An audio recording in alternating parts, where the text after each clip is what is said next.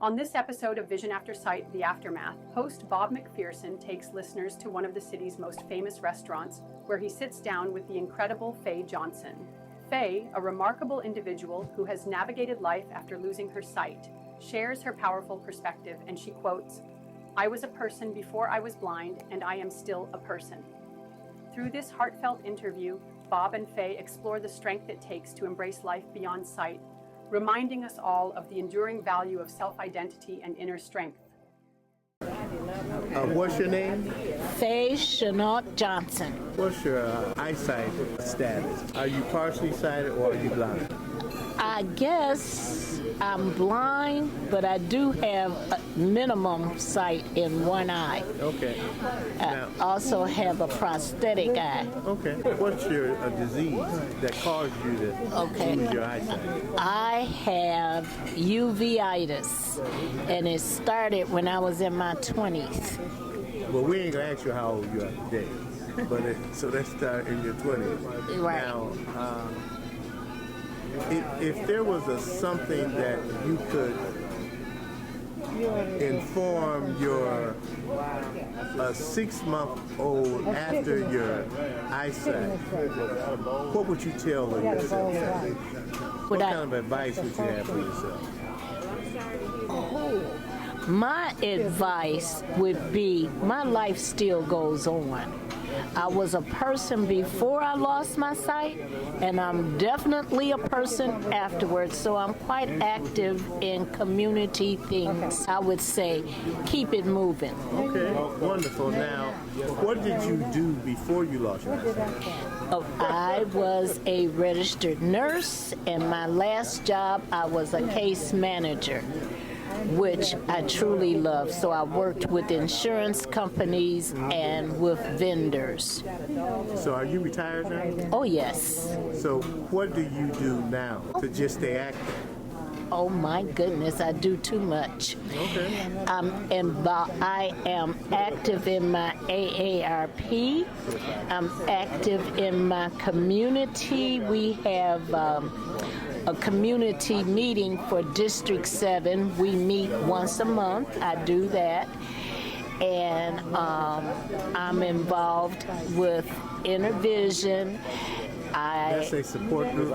Support group, yes, a support group, and I was involved with another support group, but I find that I can't do it all, so I had to drop one.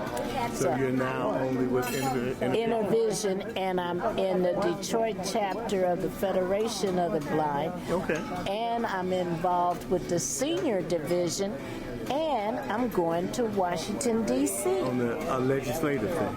Right. Okay. Now, if there was a motto that you live your life by, what would that be?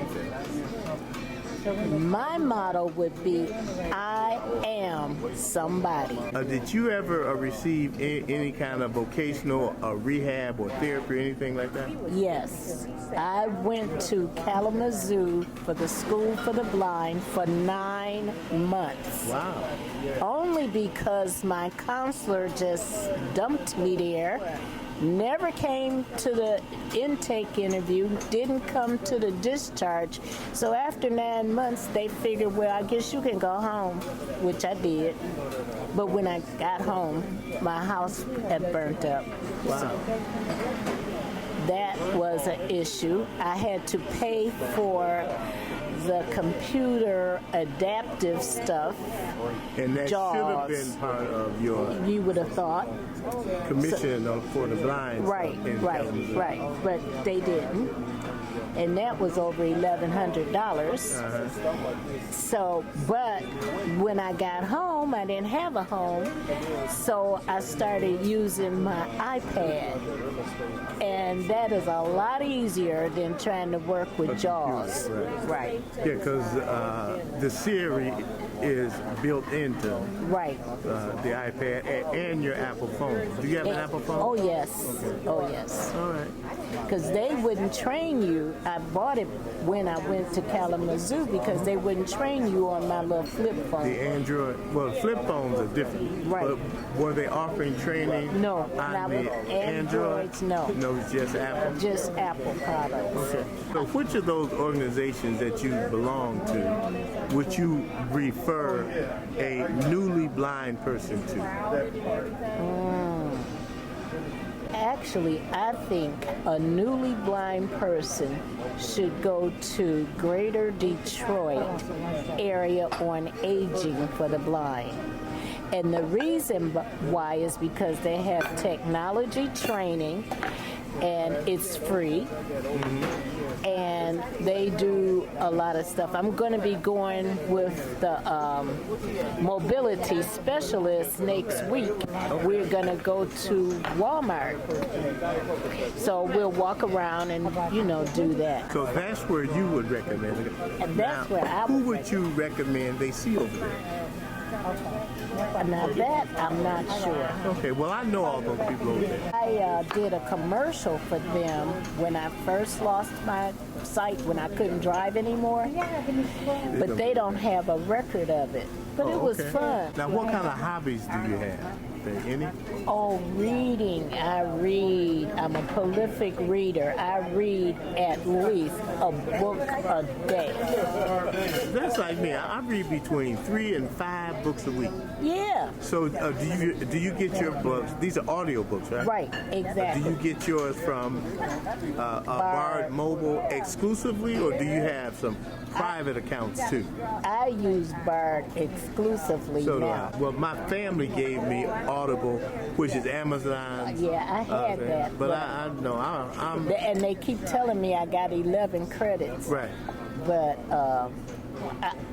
when I can get them from Bard, and actually I don't have to even call Bard. I can just download it. Right. I got you. Yeah. I love that. And it's portable. You take it wherever you go. And it's free. Right. Okay. And I think that's one of the big things because I paid for everything. My CCTVs, which a newly blind person has no idea how to get that stuff because unless you have Medicaid, which I don't, so I'm on my own. But one of the reasons for the podcast is to educate people what's available for them, free or at a minimal charge. In wrapping this up, is there anything you'd like to say? Well, I don't know how many people know that there's a CCTV that will actually read to you, and it's very nice. And CC is closed circuit TV, right? Okay. It's big as it's actually bigger than my televisions, which I don't watch television. But I like the idea that I can stop it and actually read it if I can get it magnified enough. But if I can't, then I let the CCTV read it too. Okay. Yeah, I find that audio describe program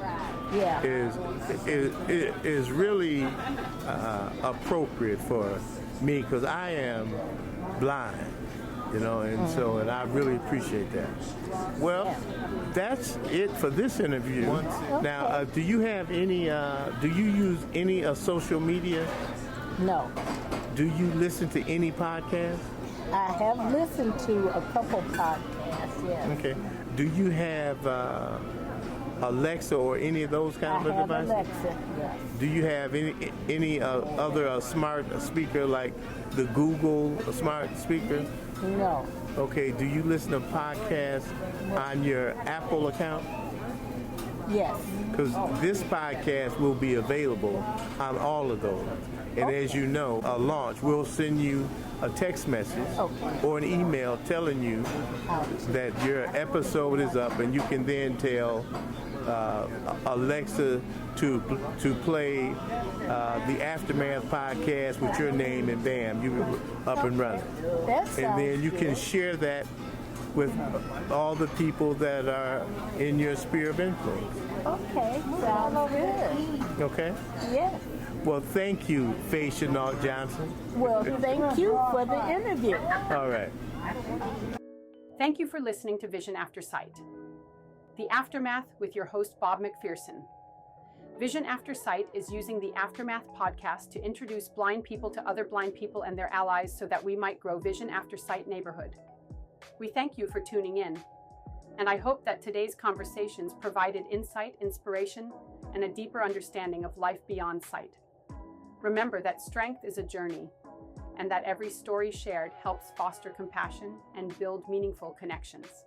As I sign off, I encourage everyone to keep seeing the world in their own unique way and invite you to subscribe, share, and comment. Until next time, I promise more inspiring stories on the next episode of Vision After Sight, The Aftermath. Take care.